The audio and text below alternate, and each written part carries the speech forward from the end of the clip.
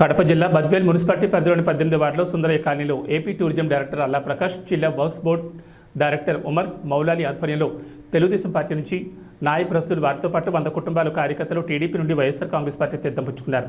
Kadapa MP అభ్యర్థి YS Avinash Reddy, Badvel MLC Govinda Reddy, YCP Badvel యువ నాయకులు దేవస్థాని ఆదిత్యరెడ్డి, బద్వేల్ ఎమ్మెల్యే అభ్యర్థి దాసరి సుధా, ఎన్నికల పరిశీలకులు నిమ్మకాయల సుధాకర్ రెడ్డి, వక్ఫ్ బోర్డు చైర్మన్ దస్తగిరి, బద్వేల్ నియోజకవర్గం బూత్ కన్వీనర్ల సమన్వయకర్త రమణారెడ్డిలు వీళ్ళందరికీ పార్టీ కండువా కప్పి సాధారణంగా పార్టీలోకి ఆహ్వానించారు.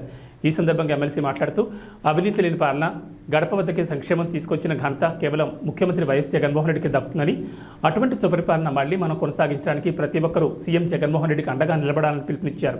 అనంతరం కడప ఎంపీ అభ్యర్థి వైఎస్ అవినాష్ రెడ్డి ముఖ్య అతిథిగా పాల్గొని రోడ్ షో నిర్వహించారు. మన ఎమ్మెల్యే అభ్యర్థి డాక్టర్ సుధమ్మ గారికి కూడా మొదటి నెంబరే వచ్చింది.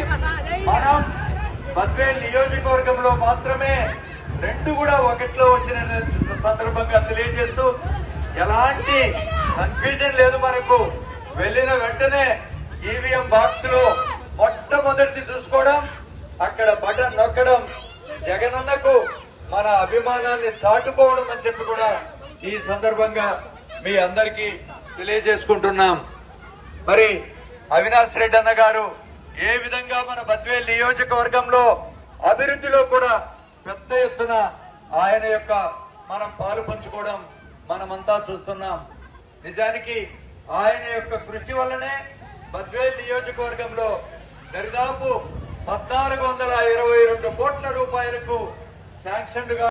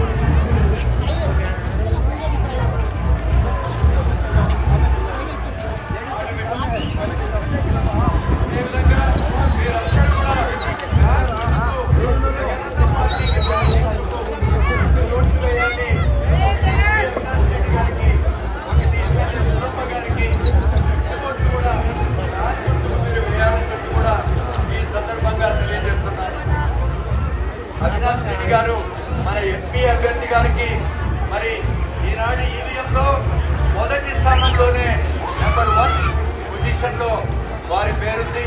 కాబట్టి 1వ బటన్ మీరు మన ఎంపీ అభ్యర్థి అవినాష్ అన్న గారికి మీరు వేయాలని చెప్పి కూడా ఈ సందర్భంగా